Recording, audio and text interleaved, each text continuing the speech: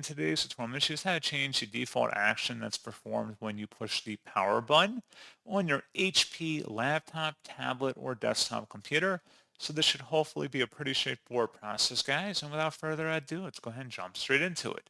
So what I have to do is open up the search menu and search for settings. Best result should come back with settings here. Go ahead and open that up. Select system on the left side. And then on the right side, you want to scroll down and expand the power options. And there should be something that says power button controls. Choose what happens when you interact with the device's physical controls. Select that. And then pressing the power button will make the PC, and if you click the drop down, either do nothing, sleep, shut down, or just turn off the display. Make your preferred selection there, and that's all you have to do.